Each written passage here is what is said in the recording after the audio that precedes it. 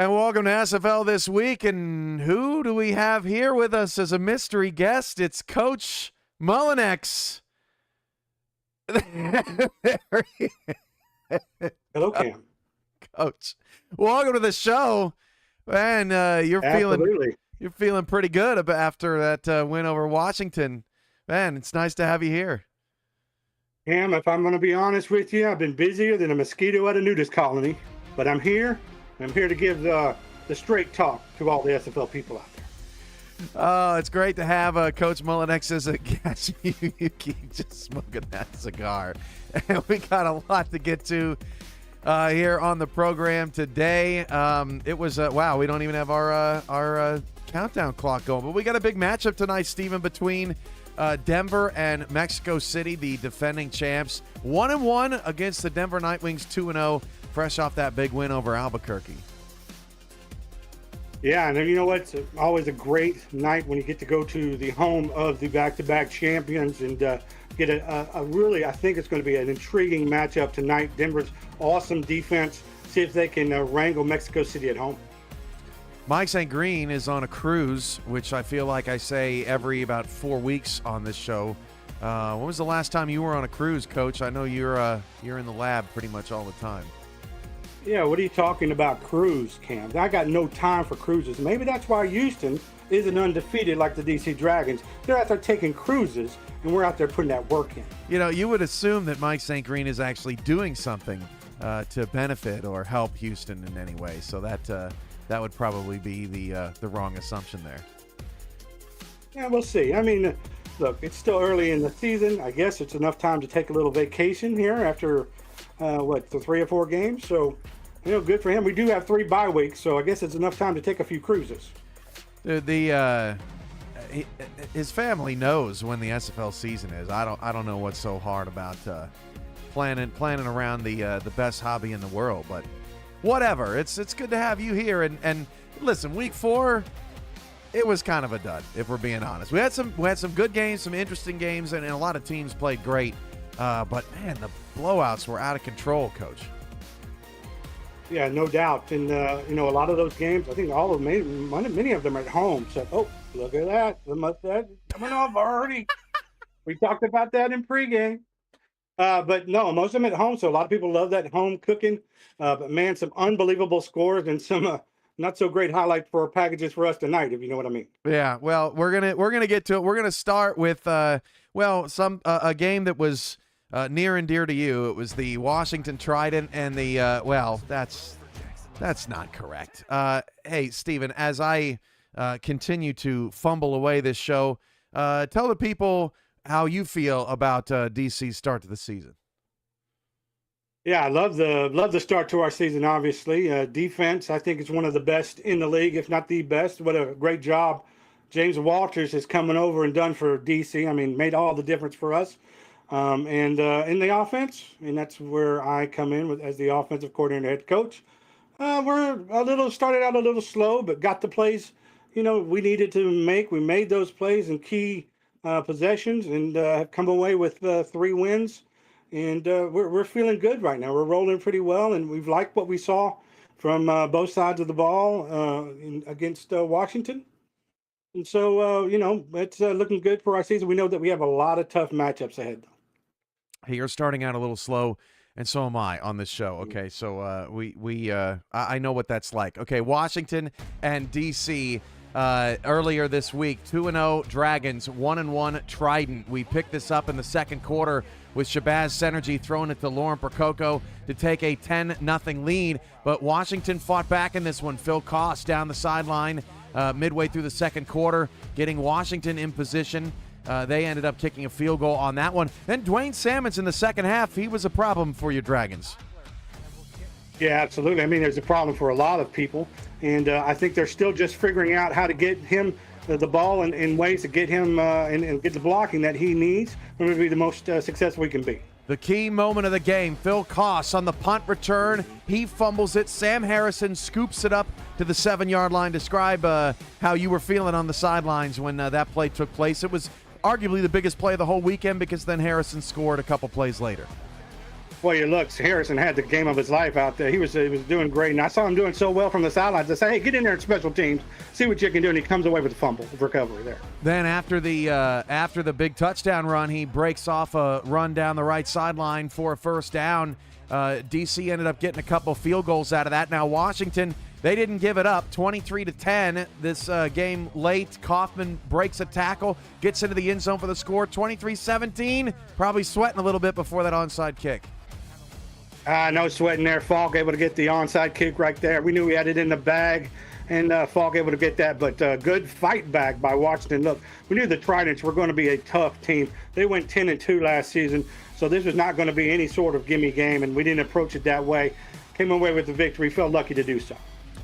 So the Dragons are 3-0. Washington is 1-2 now. You know, the Trident, they had a great season last season, and I have no doubts they're probably going to have a pretty good season this season as well. But it's different when you finish first in your division and you've got a tougher schedule. They start, at Albuquerque, at DC. These are places that are difficult to play. They still have at Fort Worth, at Baltimore, at Vancouver on their schedule. Is this Washington just dealing with tough competition, or do you see them as maybe taking a step back, at least so far, from what you've seen to start the season? No, I think you hit the nail right on the head there, Cameron. They had a tough start because they're facing teams like Houston, Albuquerque, and DC to start the season. And look, it gets no easier, right? You mentioned it. Denver coming up, Vancouver, Arizona, Baltimore, all coming down the pipe. But remember, they've only played one home game, getting a quality win over the Headhunters in that game. So what we might be seeing is simply just some tough road losses to quality teams very early into the new season. Plenty of time to rebound. A rough start doesn't mean it's going to be a rough finish. Iggy says, my boy is fresh to death. I think he's talking about you. I don't think he's talking about me. So there you go. What do you I don't think I have to say anything. I don't know how you can have such great analysis and then be a man of so few words, all in the same show. It's very confusing to me. Hit me up in the DMs, my friend. Okay. The next game definitely had probably the most to talk about this week. There was a lot going on in it. Let's look at Lexington and Sin City as Scar Patterson early on in this football game goes down. He broke his arm. This is a coach's worst nightmare, right, Stephen? Absolutely, yeah. Trying to win without a starting quarterback is like taking the engine out of your truck and hoping the radio gets you home. Well, it almost did, which is crazy, but it didn't start great because on the first play or the first pass of the backup, throws an interception to Tony Roberto, and then Deion James, hey man, it's tough to get 30-plus yard rushing touchdowns in the SFL. He gets one there. Lexington goes up 17-3. Late in the first half, King Jamal comes up with one of the best interceptions of the season with one hand on the run, and that really turned Sin City's day around. Well, their defense was clutch all game long, really kept them in this ball game and kept it close enough to where the backup quarterback could settle in a little bit in the second half and do some damage. Here's another look at Jamal's interception. It looked like DJ Bandit was going to be gone down the sideline, but then it's Wenke getting into the end zone. Al Dillapre Sr. with the score makes it 17-10. Sin City's right in this thing. 6:20 to go in the third quarter. Down 7. Hubba Kimbrell. This is what Sin City has been missing over their first couple of games. But on third down and goal, Lexington gets the stop. A huge field goal there, but Kimbrell responds. Sin City ties this game up at 20. Samurai trying to get that run game going under a new coaching staff. Yeah, and I'm telling you what, that defense was outstanding. Deep shot for Alexander West. Close but no cigar for Sin City as Lexington ends up with a touchdown in the final 2 minutes to go up 27-20.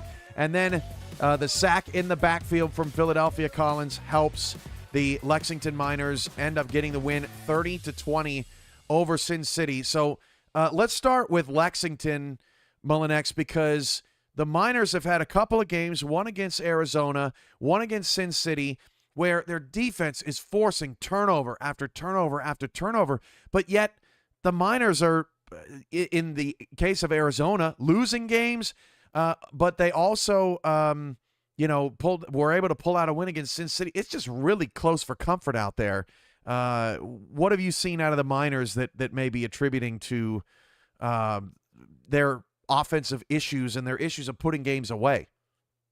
Yeah, you called it a bizarre start to their season, although 2-1, a great start for anybody. But forcing those turnovers and still being in nail biter games, it makes you question: is Lexington taking full advantage of the takeaways? That would be my question. They've had 9 takeaways over the past 2 games, but only converted those turnovers for a total of 20 points, 10 points per game. Basically, they're leaving a lot of meat on the bone. So getting takeaways is all well and good, but if your offense are allergic to the end zone afterwards, then it's like finding a gold mine and digging with a spoon. They are number 1 in the league in turnover differential, and that has been a big contribution to their 2-1 start. Lexington's always one of these weird hot and cold teams where just when you think they're gonna take the next step, they always take the next step back, and then when you count them out, they always take a step forward and surprise you. So the Miners are an interesting team. Any other thoughts on Lexington's start to the season as they prepare for Detroit in their next game? Well, I think you got to talk about the combination of Alex West and Kenny Slider able to put that game away in the final 2 minutes, as you mentioned. In that game, Sin City had an opportunity to score, at least try a field goal attempt at halftime, but squandered that away due to poor time management. If that would have worked out, I would have loved to see how this game would have ended. But Lexington really did it in the last 2 minutes of that game, tied 20-20, able to get in the end zone and to get a field goal to go up by 10 in the last 2 minutes. And with those two, West and Slider, really putting the nail in the coffin. Now, Sin City is in a tough spot because they're off to an 0-3 start, but a bigger problem, or I guess you could say an opportunity, is that their next 3 games are all against divisional opponents: at Washington, at LA, and they host Vancouver in the middle of that bye. That Western Conference is, or that Western Division is quite challenging. I don't think it's too late for them, but they certainly have dug themselves a hole. What have you seen out of the Samurai that maybe troubles you, or maybe makes you feel optimistic? Yeah, the question is, what's going on with their running game is really the thing that I'm asking. And first off, you got to look back and see who they played. They played Denver, they played Bossier City, and they played Lexington. All 3 have top-tier rushing defenses, nearly all ranked in the top 10. So you got to remember who they're facing opponent-wise. But they are going to need that running game moving forward, especially if you're going with a backup quarterback because your starting quarterback gets injured. I mean, these defenses they've been playing, some of their front 7 are tougher than a $2 steak cooked in a tire fire, right? So, second, do they really want to run the ball, Cam? 9 rushing attempts in week 1, only 15 in week 2. Against Lexington, 19 rushing attempts versus 49 passing attempts. To me, this team clearly wants to pass, but in order to build a top rushing attack, you have to invest in it. So the run game, Cam, is like digging a well. You ain't going to hit water with the first swing, but if you quit, you're all going to die of thirst. They got to find that running game. Yeah, I think I think probably the most frustrating or the most frustrated player on that team right now is Logan Lee, because he knows he can be an MVP caliber player, but he just has not has not found the touches. There's not enough to go around in Sin City right now. But with 3 divisional games, they could be 3-3 and 3-0 in about a month's time, right? And we're not even concerned with it. So they have dug themselves a hole, but at least they're still very much alive in the divisional race. We've got about 46 minutes to go before kickoff in Mexico City between the Aztecs and the Nightwings. We've talked about Lexington's hot start. We've talked about DC's undefeated stretch. The commitment to the bit is undeniable. Who are you looking at, Coach? I got a lot of things going on. Busy man. Okay, whatever you say. All right, let's get to a game that's quite the opposite of this show, which kind of put me and everyone else to sleep, but we tried to entertain ourselves. The Battle of the Birds. It was something. I've never started a highlight like this, Coach Mullinex. An incomplete pass, because Bryant Dynasty only threw a few passes in this ball game, and that first incompletion led to a field goal for Carolina. Now, Baltimore can pass. 7-3 end of the third quarter. Benji Matson getting going. Baltimore ends up with a field goal. And then Elijah Warfield late in the game intercepts Bryant Dynasty. Dynasty's numbers in this game were putrid. Carolina's offense is in total disarray. They just don't look like the team that won the East Division Championship last year. No, but of course, Cam, it's early days. And through the first 3 weeks of the season, you're still trying to figure things out. Johnny Kim with a quarterback keeper, and hey, that closed things out. That's the ball game, 13-3. Baltimore wins the game. It was not pretty. The lowest scoring. We're gonna fix our research sheet here, but that was the 12th time that these two teams have met, and the lowest score in those games was a combined 35 points. I mean, this was not the norm when these two teams get together. And Baltimore, while they didn't look like a great team, certainly looked like the better team. Yeah, but just barely, right? I mean, it's just a low-scoring affair, good defensive battle, something Eddie Gage would appreciate, right? But the question, I think we've got questions on both sides here. The Carolina's offense, what's going wrong with it? To me, it starts under center, Cam, like you mentioned. Bryant Dynasty, the free agent pickup, hasn't been a real smooth transition for him. Just 3 of 12. No touchdowns and 2 interceptions against Baltimore. That ain't going to cut it. He's definitely got the tools to be successful, former champion. Just a matter of game planning to take advantage of his strengths. And then the big question for me, Cam, is that I've been hearing, which I think is a little bit ridiculous, is Baltimore okay? Is Baltimore, struggling out of the gate, specifically offensively? But the thing to think about with Baltimore is who do they start their season up against? The two teams who played in the championship game, Vancouver and Mexico. And then suddenly, everybody hits the panic button when they lose to those two quality teams. My only real concern in Baltimore is the fact that they're only averaging 15 points a game. They got to get that corrected. They likely will. And they've lost 2 early home games. That matters. But look, I wouldn't be surprised at all to see them post another winning record and then make the playoffs still. You're a big-time offensive coach in this league. Mullen, sorta. I mean, DC's scoring about, how many points per game right now? 15? Not enough. But when teams are putting up 62, it's not enough. But you've had plenty of game plans, that may not have gone exactly how you planned or went awry. What is it about Carolina's constant need to run the football? Like, have you ever come across that before? Have you seen that before, where it's just like, man, we are just not passing. We're not dynamic enough. How does that happen? What do you attribute that to? I think the game naturally wants to run the ball. A lot of the playbooks seem to be geared towards running the ball. You almost struggle sometimes to get it to pass. And when it does pass, it passes too much. It's, like riding a bull in a rodeo. You never quite know what you're going to get out of it. But, for them, I've absolutely seen that before. It's called my team. I've seen it on my own team, where sometimes we completely ignore the passing attack. And that, with the quarterback like Shabazz, I'm hearing it all the time about not getting him enough attempts to all those weapons that he has. But we have a specific identity of more of a smash mouth team. So we do like to run the ball on it, run it up the gut, run it with the fullback, the 2 running backs we got. So we want to take advantage of those guys that are out there. And look, Carolina has got a duo now. I had to get ready for them. Look at this. I had to get ready for them in the offseason for that week 1 matchup, and they were giving me fits and nightmares in practice. Eddie says maybe you should just shave the mustache off. Just right now. Just give it a big old shave. What do you think? You go see the heart doctor first, and then I'll shave this mustache. Check you can't get pulse. your heart. If you can't get your heart rate down, you can't take this mustache off me. Yeah, I think Baltimore's 0-2 start. I mean, I think you're right. I mean, these are the two teams that just came off just a couple of months ago, a great run to the championship, and I think more concern was everybody the fact that those games were at home for Baltimore. They got their next home game is Week 6 against Albuquerque.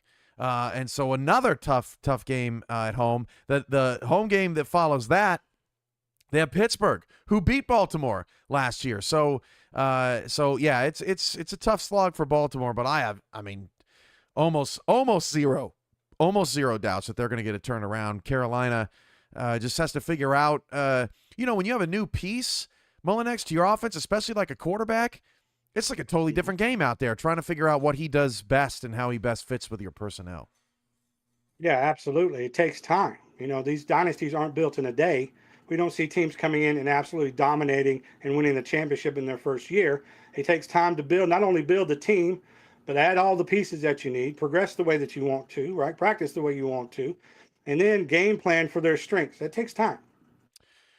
So that was a look at Baltimore and Carolina, and unfortunately for us, there weren't many highlights left this week. Let's talk about the blowouts. Minnesota crushes Queen City. Minnesota was 0-2 coming into the matchup, and they, quite frankly, had not looked good. They had lost to Minnesota. They got beat down by Chicago, who's not won a game since then, and they were not looking right. But against Queen City, they looked like a championship contender. The Corsairs, 3 players inactive, most in the league. They also led the league, I think, in inactive players last season, over the course of the season. They have a lot of potential, but they just didn't even look like they were in the same stratosphere with Minnesota in this game, which was kind of surprising. Yeah, and then you've got to consider all the coaching rumors that are happening around the league about Minnesota and some shuffling. And look, they clearly turned some kind of, I don't think it was all about facing Queen City. They turned some kind of corner, I think, coaching-wise, to allow them to bounce back as big as they did. The Corsairs were mentioning, even in the game chat, that they were struggling with stopping teams on third down. I think they correctly identified one of their weaknesses here in the early start of the season. But, Coach Walters would know a little bit about that, your defensive coordinator. If he was here, what do you think he would say about the Queen City defense right now? At the Queen City defense, well, I can't actually say anything about that, Cam. They're next on our schedule. So anything I would give away, he'd be terribly upset with me about. And I don't want to upset that man. I rarely talk to him. I just let him do his thing in the corner, and he comes out with a tremendous game plan. We give him a pat on the head, a little lunch, and he goes back in the corner. Yeah, you didn't fall for that trap there, so I respect that. But I also heard that Coach Walters may have been helping your love life out too. Is that true? Well, a good coach never kisses and tells there, Cam. But I'll say this, since we've started winning, I've been getting a little love in my DMs, if you know what I mean. Of course, now they're all from our team owner, Destro, but I'll take what I can get. That's the second time. I don't want to know what's going on in those DMs. It's the second time we've mentioned DMs in this show. As someone in the chat said, it's getting a little uncomfortable. $5 super chat for Chris Delro. Where else can you get pure entertainment like this during a recap show? SFL reigns supreme. Oh, and the Maulers are well rested after our bye week. Detroit is 2-1, having a good start of their season. Thanks for the support, Delro. So Minnesota, they bounce back. They clobber Queen City. Fort Worth and OKC. This game was close for about a quarter and a half. And then Fort Worth just piled on, and that fourth quarter was tough to watch over and over and over again. Oklahoma City kept trying to get Bovine the ball, and Fort Worth kept picking it off and going to the house. They smashed the Renegades and send OKC to 1-2. Fort Worth picks up their first win of the season. Your thoughts on the Toros getting back to looking like the Toros of old this week? Yeah, I talked to Hacker after the game and just kind of congratulated him on scoring that many points. And he really credited their defense, what they were able to do. But to me, it was the most complete game I've seen this season. All 3 phases of the game, they scored on special teams, offense and defense. Defense multiple times with pick sixes. Incredible game just all the way around. Maybe the most complete game they've ever played, Cam. It was just tremendous. And as you said, it wasn't like a blowout from the beginning. It was a slow burn, and then the tide rose just slightly as they went through the game, and then suddenly it was a tsunami in the fourth quarter, and it was an all-out free-for-all for everybody. I've often told you, Coach Mullinex, that you should be a stand-up comedian, and that I would overwhelmingly support you. But this will give you some good. I'm having a real hard time focusing on you with that mustache. Anyway, a $10 super chat from Shravan said, "I heard something about mustache rides." What is your response to that? Free mustache rides for anyone who submits a playbook for me. So go ahead and send me those DMs, baby. Get going on Also, Vancouver. mustache rides. We need some stat tracking. We need some stats. We need some stat work done. So, come on. There you go. Vancouver rolled over Chicago. It was not close, and Vancouver kind of humiliated them. Chicago's got a personnel problem, Mullinex. They've had a personnel problem for years. When you put safeties in the box instead of linebackers, it looks like you can run on them, and then you do run on them, and that's what Vancouver did all night long, over 300 rushing yards. Incredible performance by the Legion, and kind of gives you some wonder why the early hype was it unjustified for the Warriors. They're still a building team potentially. There's a lot of hype after their Week 1 victory over Minnesota. I think in hindsight now, a couple weeks outside of that, maybe we're thinking that had to do more with Minnesota's coaching woes and what they've done afterwards, rather than where Chicago is. But I got to give it to their coaching staff. They're trying new things. Sometimes, and I'm not saying they don't have the roster, but teams that don't potentially have the roster, maybe something like we saw in OKC, that kind of got a depleted roster, you're going to have to probably do some inventive things in game planning to try and get you some victories. And I applaud them for trying to be unique and try something new. And they're showing you there's some growing pains, but if it works, it'll revolutionize the league, and everybody will be copycatting their game plans. On the Vancouver side of things, Devin Lloyd looks to be this season's Riley Quintero, moving over from wide receiver to running back. It's working. Vancouver has not – they had Mateo Privado last year, but they really couldn't get Ike McBride going as much at the running back spot. This year, they got both of those things figured out. And Vancouver, they were runners-up last season, but they really do look, once again, like a championship contender this season in the way they played in the first few weeks. Little inside story here for you, Cam. We actually had Devin Lloyd scheduled to be on our team. He was going to play wide receiver, and then he thought about it for a while and thought, you know what, I'd like to make the switch to running back. Well, as you know, in DC, we've got plenty of running backs. We just didn't need another one, and so we said, you know what, go test the market, go see what's out there for running backs. It's a tough spot to nail, and he nailed one of the premier spots in the league, I believe. Anyway, now he's showing out. So congratulations to him. We're doing nothing but cheering for him on the sidelines, except when he plays us, of course. But we're just so happy for him to have a breakout game, the first of many, we hope. Yeah, Vancouver looking really strong, and they took advantage of Chicago's weak points, certainly, in that game. Arizona pulls away from Los Angeles in the second half. They had a party out there, and LA played a great first half. This game was competitive at the break, difference of a touchdown on the scoreboard, and LA was making them sweat. LA coming off that big win over Florida, was 1-1 on the season, had some high hopes. And Arizona in the past has struggled with Los Angeles. They played some nail biters, including at the 2024 convention when they only won by a point. But Arizona, they crushed L.A. and left the Lycans in the dust. Was this game more about L.A. slipping back into old ways, or Arizona being back? Their only loss so far this season, a very close one to Vancouver. Yeah, I say this says more about Arizona than it does L.A. I think Arizona is returning to form despite the tough schedule. They've had Mexico City, Vancouver, and Lexington to start the season. I think they are the real deal. And I heard a little rumor, Cam, that even that Eddie's heart doctor said if they keep winning, he might even let them eat bacon again, which would be great for him. That would be great. That's great for everyone. If you can eat bacon, your life is probably just a little bit better.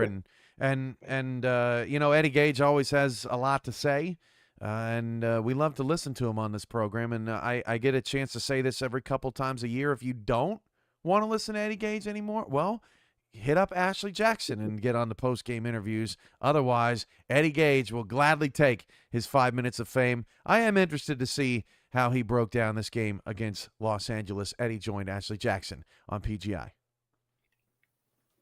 Welcome back to PGI, where I am joined with Mr. Eddie Gage himself, coach and owner of the Arizona Scorpions, and a happy man coming off a win of 52-17 to the LA Lycans. How are you doing tonight, sir?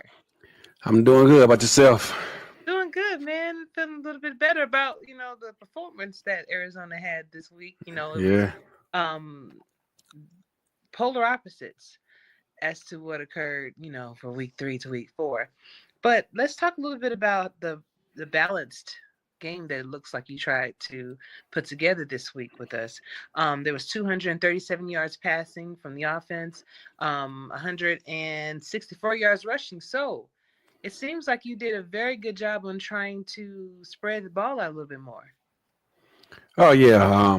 As I told the locker room once I submitted the book, and I reiterated the same thing to the broadcasters who were calling the game, who reached out before the game, asking me questions about the game plan. I told them that I want to get back to what we did in the past to be successful. I think the key to our offense is trying to remain balanced on offense. And I think even when we were winning games, the first few games of the season, we work best when we're balanced and we're spreading the ball around, not just one particular person, who's predominantly getting catches or carries. I think we need to be balanced on offense if we're going to have success. And I think overall we did a great job of that tonight. So proud of the guys' efforts. Indeed. All guys and girls. Indeed. Now, defensively, it was off to a little bit of a slow start during the game, but I did notice that there was 3 interceptions that wound up being made. Shout out to Arizona's defense. Along with a forced fumble and a fumble recovery too. Don't forget that one. That was big. But tell us a little bit about your defense this week. It's funny how the game goes sometimes, because in practice, we were doing a pretty good job containing that run game. And sure enough, come game day, they were getting all these yards after initial contact. It was really frustrating because I didn't see it to that level all week in practice. So to see that happening as the game was transpiring, I was just trying to remain calm and just saying, hey, this is, we put the work in, and sooner or later we're gonna make some adjustments and things will pay off for us. And it did, thankfully. But you also have to give some praise to LA and their coaching staff. So they over there working real hard, him and his team over there, and so they're making adjustments too. We aren't the only ones putting that work in. So of course we're gonna see some surprises here and there, some things we may or may not have expected. But it's not always gonna go your way, but you just hope that throughout the course of the game, your preparation take fold and take shape, and we were able to get the win. So shout out to our guys. Shout out indeed. Arizona is on a bye week for the week upcoming. So just a quick question, a coaching question for you. In your opinion, which would be the most tedious side of the ball to prepare for each week? Would it be the defense or the offense? Now, to some, that would be an easy question, but for those that are new to the game or rookies, they may want to know. Well, for me, it's always been the offense, and I don't know if that's from experience. I've been playing football since I was 8 years old, and I primarily played on the defensive side of the ball, so it's more natural to me, I guess you could say. And I also got my coaching career started off on the defensive side of the ball. Shout out to TJ Speaks over there, co-owner of Baltimore, who got me off, started. And so I've already been familiar with it. But once we let Kanye go and Bovine voluntarily stepped aside, I really couldn't find anyone who wanted to do it. I had one individual, but he was honest and upfront and said, hey, he couldn't dedicate as much time as maybe I would like to it. And so I took Mark Chisholm's advice, shout out to him, and decided to take it on myself. And it's has its ups and downs. It's learning curves, because the AI doesn't always respond the way you want it to or make decisions that you think it should make. And it's up to us as coaches to try to figure all those things out and come up with a game plan that suits the strength of our players, the structure of our team, and try to take advantage of weaknesses that you may see in the defense. So, but every week it's a different challenge because every week each opponent presents a new challenge. So it's up to us to find those strengths we can take advantage of and come up with a game plan to get a W. Well, sir, from the CAG League all the way to one of the SFL's greatest coaching legends, Mr. Eddie Gage, thank you so much for your time. Enjoy your bye week, and looking forward to seeing what we can do on the field when we return. Hold on, one quick shout out to Xavier Rhodes. He was really upset with himself and let it be known. And the chat circles about the long touchdown he gave up. But hey, man, it's a what is it, 40-minute game? Whatever heck it is a 40-minute game. And in that second half, he led our DBs. I think he led the team in pass deflections in that second half. He was all over the field making plays, play after play. So shout out to him. Hey, man, just remember, it's not about the play you just gave up. It's about the next one. It's a 40-minute game. And without him, I don't think we get that W because he was standing strong out there. So shout out to Xavier. And ignore the noise, Xavier, man. People be coming in his head. Bro, you got to be mature, man, and know when to walk away, bro. You can't let those trolls get to your skin, man. Just keep it moving, dog. Indeed. I think, the longer you stay in here, be a member of the team, the longer as he'll have those lessons from us. So For sure. He'll be all right. He'll be all right. Thanks, Coach. For sure. Thank you, Ashley, and Coach. We're back. We're ready to go. All right. Yeah. Come on back. But Coach Gage offering some some advice to to some of the less experienced players out there in this league. And look, me and you have been in this league for a really long time. I've been here for 12 years, basically my whole adult life, and I've seen people come and go. I've seen, people get trolled. I've seen people get triggered. I've seen it all, right? If you're someone in this league that gets bothered by what other people say on the internet, I mean, do you have any advice for anybody that's ever been in that position in this league? All right, like Eddie Gage, let me go into coach mode here for you, Cam. All right, so if you're a new player in this league, first of all, do what Eddie said, right? Ignore the outside noise. Ain't nobody ever won a game listening to the peanut gallery, right? No DM, no chat, no article, no commentator has ever won a single game just through their talking, all right? Stay positive. Even when it's easier to be negative or troll for attention, just refuse the impulse to do so. Build strong bonds in the locker room. Support your teammates and lift each other up, especially during tough times. Teams succeed when players share the load and offer encouragement instead of tearing each other down. And finally, you got to stay active, be transparent when you're communicating, and progress your player every week. That's what you can do as a player, especially as a young player, to get plugged in and not get deterred by all the distractions that are out there that are virtually meaningless. What matters most is your enjoyment in this league, and your enjoyment and with your teammates, win or lose, experiencing the simulation together. That's what it's all about. I couldn't have said it better myself, Coach. I appreciate the words of wisdom. Now, usually at this part of the program, Mike St. Green will give away his spectaculars. He'll talk about uniforms. He'll talk about the best players on the field. But you're a guest. You're filling in for St. Green, and this is your opportunity, your segment. So what do you want to do with these next few minutes? All right, with all respect to Mike, especially after doing this, Mike St. Green, MSG, total respect doing this every week, man. I'm not sure how you and Cam do a wonderful job, but I'm going to take over this segment. This is Mullinax's segment now. This is, instead of the spectaculars, this is earning stacks with Coach Mullinax. What's this? Cam, next time I get on here, I want to see a giant graphic and money signs and gold and dancing and everything, all right? Earning stacks with Mullinax. Who caught my eye in week 4? Well, the biggest earners this week for the incentive monies is the combo of Alex West, the wide receiver out of Lexington, and his quarterback, Kenny Slider. Both earned $1 million each. That's big bang bucks right there for one single play, the game-winning touchdown in their matchup this week.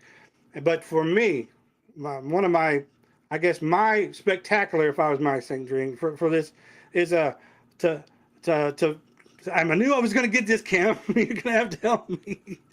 Tavir Gordon. Tavius. I know I'm getting it Tavius wrong. Gordon. Tavius- I knew you owe I me just see $5. that I know. I told you before the game, Cam. He ain't on my team. I don't know him great, but I know his game because I saw him get 3 interceptions and 2 pick sixes in Fort Worth. I mean, he was dominating. Actually, all of their cornerbacks really dominated the end of that game. It was a defensive spectacular for sure. And then I got to give some love to Devin Lloyd, the running back out of Vancouver. 226 yards on the ground, a touchdown, a beautiful average of 7.5 yards a carry. Just give that man the ball and watch the chains move. Wonderful, wonderful. Those are my guys who earned some stacks for Coach Mullinax this week. Thank you. 7.5 yards a carry. That's tough to do. And you want some big graphic with a bunch of lights, but if you're gonna say spectacular twice in your segment, I don't think that's gonna roll. Maybe you got to own the stacks thing, don't you? Well, I'm trying to pull some of that Mike St. Green magic from the spectacular over to Ernest Stacks. You just don't jump into the pool. You gotta coax them out of what they know and into something new. What magic? What magic does St. Green's spectacular? Do you not see the twinkle in his eye when he does all of it? Yeah, see, that's the magic. That's why he's on a cruise and you're sitting in your closet. Hey, that was 12 years ago. I'm not in a closet anymore. I have a big actual room in here. What? It's like a closet to me. That's great. Denver and Mexico City coming up in about 18 minutes, and Ron Haynes is back again with Haynes Vision. He does such a good job every single week for us, and we can't wait to break down these two teams. Let's start off with the Mexico City. That's not it. I hit the wrong button. Man, I'm stinking tonight. Let's start with the Mexico City Aztecs. Jordan Sipe, 55% completion so far, 3 touchdowns this season, but almost 300 yards a game. He has been tough to stop. Yeah, absolutely. The guy has a cannon for an arm. The accuracy is probably one of the best in the league. And then his offensive coordinator, Mac Dax, knows exactly how to use them and gives them they've got some great weapons, but his pinpoint accuracy to me really makes him stand out. Throw it to the tight end. Bill Henry got his first touchdown last week against the Baltimore Vultures. He's got 9 catches so far this season. Noe Terrasas, dude is unstoppable. One of the best receivers in the league since he went over to Mexico City.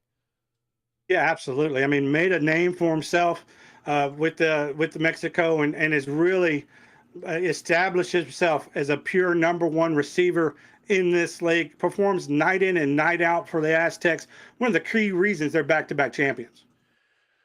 After Terrasas does his bow there, we get to see Ray Bentley, who is rounding into form. And you could see even on this play, Terrasas with the double block. They talked about it when Terrasas got player of the game on the Matt Wilson kickoff show earlier this week. But, Ray Bentley had a few down seasons, but he's getting it back. I never doubted Beast Mode. I had the opportunity to coach him back in season 13. And he got offensive player of the season that season under my tutelage. And not just because of me. He was a big-time player before he even got there. Max Jackson. I forgot you said 1 season in Mexico City. Max Jackson with the pick there. 15 tackles, 3 tackles for loss, 2 picks to start the season. That guy never gets old. No, he's just like the Energizer Bunny, if anybody remembers who that is. He just keeps going and going and going, and this guy leads one of the best, if not the best, secondary in the SFL. Jeffrey Daggs, 15 tackles, 5 assisted tackles, and a pass deflection. That's the pass deflection there, but that's not a normal pass deflection. He laid out Matt Chima on that play. Yeah, despite his smaller frame, he packs a lot of punch. And this is a kid that we've seen literally grow up in this league and grow up into that big-time role. That boy becoming a man. He's going in the military over the next year or so. Congrats to Jeffrey Daggs as he gets his life started. John Fowler with that deflection there. He's also got 6 TFLs, a menace in the backfield so far this season for Mexico City. And then Merrick Itera in the end zone, another former Las Vegas Fury member. Is always a threat at corner. Imagine getting Itera along with Mr. Bond over there in one of the greatest free agent packages that you've ever seen. They just instantly improved that secondary and started making them a championship caliber team. Merrick Itera, a big part of that secondary as well. Mike Dagg said he felt like he hit the lottery when that opportunity came about. Let's talk about the Denver Nightwings, who coming into the night have a better record than the Mexico City Aztecs. This is going to be a very tough game. Trellis Blanton, maybe not the most efficient so far this season, but like Jordan Sipe, averaging nearly 300 yards a game. Yeah, and you feel like, they're just starting to try to discover what he's best at.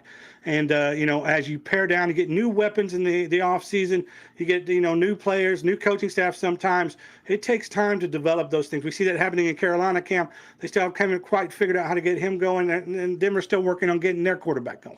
Logan Keel doesn't have any touchdowns, but he's averaging 84 yards a game so far this season. The same can't be said for Dylan Lewis. He scores the touchdown right there on a rollout from Blanton. He's got 12 catches, but more importantly, for 254 yards. That's over 20 yards a catch. Yeah, they're completing some chunk plays, and that's one of the ways that if maybe you're not successful in other areas, if you are big time in those chunk plays, it can really keep you in ball games because you have a puncher's chance every time. Bailey O'Shaughnessy, people thought maybe he would be a little bit overshadowed in the split-back offense that we've seen across the league after stamina was turned down, but 74.5 yards rushing per game. O'Shaughnessy has been pretty special for Denver, just like he has been over the last few years. Right, and the team hasn't given up on him. I mean, averaging almost 25 carries a game. They're really giving him a lot of opportunities to be successful, and that's an investment. John Martin, one of the most underrated linebackers in the league, I think. I mean, he's right up there with the Nick Fargos of the world. I mean, this guy is so incredible, and he always seems to be where the ball is, whether he was in Denver or in Jacksonville. Yeah, a guy that should get a lot more attention in the league than he does. But look, a perfect combination of power, speed, and effort, a guy that it would fit on any team. This feels a little new to Denver's defense. They're getting more pressure on the quarterback so far this season. Logan Gardner, Hugo Reynosa combining for 3.5 sacks so far this season. And then you've got Chuck Diesel comes in unblocked there to pick up the sack, his first of the season. But he's the perfect complement to John Martin. Yeah, a lot of teams want to get the pass rush done. A lot of teams have a hard time and complain about getting the pass rush. It's a matter of putting those special playmakers in the right position to take advantage of those stunts to get them open for a lane to the quarterback. Jimmy Hatsis, one of the newest additions to Denver with that interception. Gerald loves his hair. He thinks it's great. It's fine. It's fine. It's not that good, but Hatsis certainly having a terrific season on the field so far. 2 picks, 3 pass deflections. Yeah, a guy with the name of Hatsis is the one who has the great hair. I think he'd be wearing a lot more hats. That's what I'm saying. But I didn't see it. The cam at the convention there, I couldn't quite pick out really faces, honestly. But I can't wait to go to a convention to check out just the hairdo. It's been, what, 6 years now since you've Yes, ever since those PDD couches, I believe. Those what? PDD Remember? Oh, you're saying we P. had those Diddy white couches? Yes, P. Diddy couches.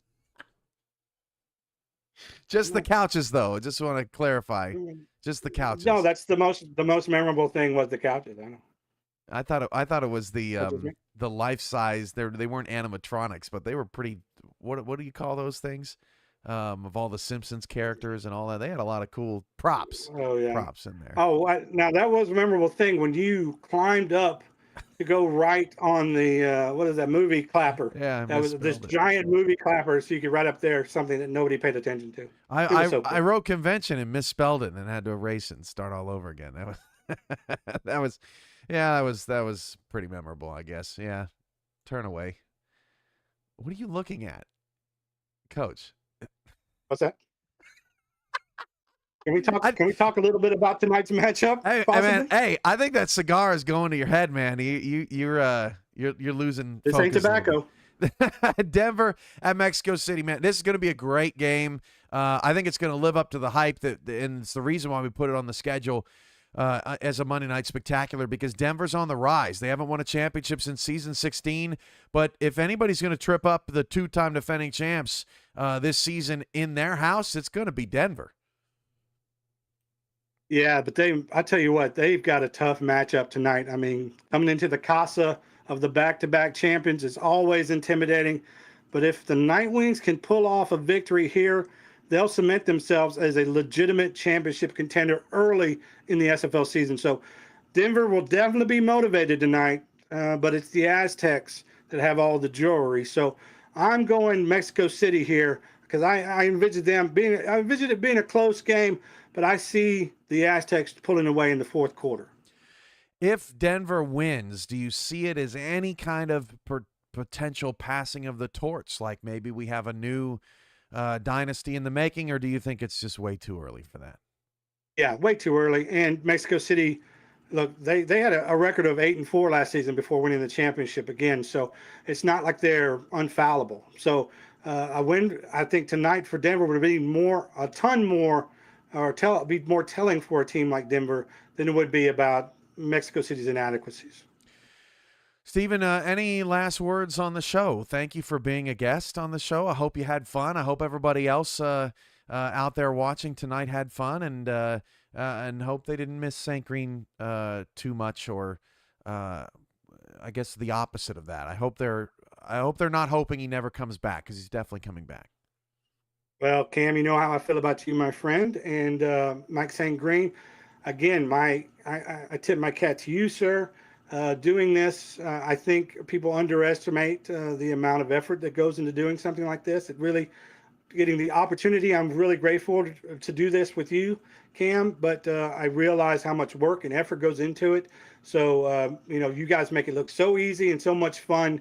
And trust me, people, it's a lot of work in the background that's going on. So tip of the cap to both of you fellas. Thank you so much for having me.